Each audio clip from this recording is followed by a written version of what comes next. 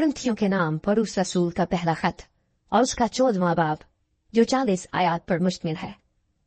मुहब्बत के तालिब हो और रूहानी नेमतों की भी आरजू रखो, खुसूसन इसकी के नबूवत करो, क्योंकि जो बेगाना जबान में बातें करता है वो आदमियों से बातें नहीं करता बल्कि खुदा से, इसलिए कि उसकी कोई नहीं समझता, हालांकि वो अपनी रूह के वसीले से भेद की बातें कहता है।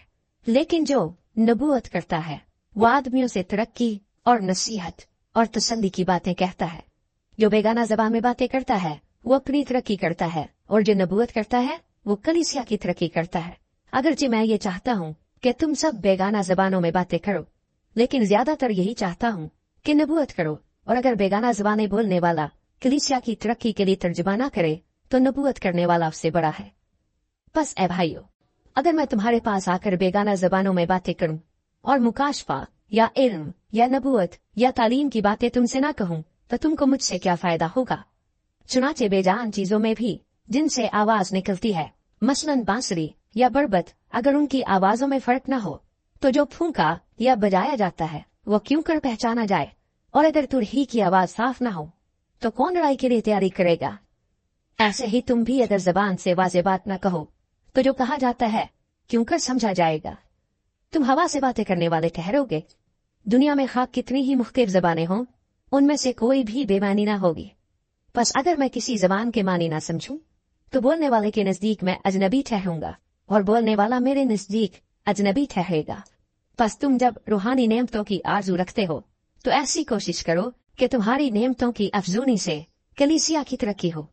इस सबब से जो बेगाना जबान में बातें करता है वो दुआ करे कि तर्जुमा भी कर सके, इसलिए कि अगर मैं किसी बेगाना जबान में दुआ करूं तो मेरी रूह तो दुआ करती है मगर मेरी अक्ल बेकार है।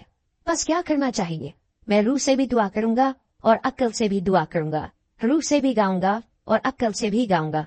वरना अगर तू रूह ही से हम्द करेगा तो नावाकिफ आदमी तेरी शुक्रगुजारी पर आमीन क्यों कर कहेगा, इसलिए कि वो नहीं जानता कि तू क्या कहता है। तू तो बेशक अच्छी तरह से शुक्र करता है मगर दूसरे की तरक्की नहीं होती।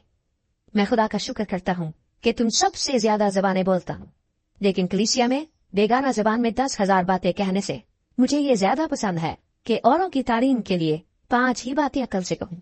ए भाइयों, तुम समझ में बच्चे ना बनो, बदी में तो बच्चे रहो मगर समझ में जवान बनो। तौरात में लिखा है कि खुदावंद फरमाता है, मैं बेगाना जबान और बेगाना होंठों से इस उम्मत से बातें करूंगा तो भी वो मेरी ना सुनेंगे। बस बेगाना जबानें ईमानदारों के लिए नहीं बल्कि बेईमानों के लिए निशान है, और नबूवत बेईमानों के लिए नहीं बल्कि ईमानदारों के लिए निशान है। बस अगर सारी कलीसिया एक जगह जमा हो और सब के सब बेगाना जबानें बोले और नावाकिफ या बेईमान लोग अंदर आ जाएं तो क्या वो तुमको दीवाना ना कहेंगे। लेकिन अगर सब नबूवत करें और कोई बेईमान या नावाकिफ अंदर आ जाए तो सब उसे कायल कर देंगे और सब उसे परख लेंगे और उसके दिल के भेद जाहिर हो जाएंगे। तब वो मुंह के बल गिर कर खुदा को सिजदा करेगा और इकरार करेगा कि बेशक खुदा तुम में है। बस ए भाइयों, क्या करना चाहिए जब तुम जमा होते हो तो हर एक के दिल में मजमूर या तालीम या मुकाशफा या बेगाना जबान या तर्जुमा होता है। सब कुछ रूहानी तरक्की के लिए होना चाहिए। अगर बेगाना जबान में बातें करना हो तो 2-2 या ज्यादा से ज्यादा 3-3 शख्स बारी बारी से बोले और एक शख्स तर्जुमा करे। और अगर कोई तर्जुमा करने वाला ना हो तो बेगाना जबान बोलने वाला कलीसिया में चुप कर रहे और अपने दिल से और खुदा से बातें करे। नबियों में से 2 या 3 बोले और बाकी उनके कलाम को परखें, लेकिन अगर दूसरे पास बैठने वाले पर वही उतरे तो पहला खामोश हो जाए, क्योंकि तुम सब के सब एक एक करके नबूवत कर सकते हो ताकि सब सीखे और सबको नसीहत हो। और नबियों की रूहें नबियों के ताबे हैं, क्योंकि खुदा अब तरीका नहीं बल्कि अम्न का बानी है, जैसा मुकद्दसों की सब कलीसियाओं में है। औरतें कलीसिया के मजमे में खामोश रहे, क्योंकि उन्हें बोलने का हुक्म नहीं बल्कि ताबे रहे, जैसा तौरात में भी लिखा है। और अगर कुछ सीखना चाहे तो घर में अपने अपने शौहर से पूछे, क्योंकि औरत का कलीसिया के मजमे में बोलना शर्म की बात है। क्या खुदा का कलाम तुम में से निकला या सिर्फ तुम ही तक पहुंचा है। अगर कोई अपने आप को नबी या रूहानी समझे तो ये जान ले कि जो बातें मैं तुम्हें लिखता हूँ वो खुदावंद के हुक्म है, और अगर कोई ना जाने तो ना जाने। बस ए भाइयों, नबूवत करने की आरजू रखो और ज़बानें बोलने से मना ना करो, मगर सब बातें शाइस्तगी और करीने के साथ अमल में आए।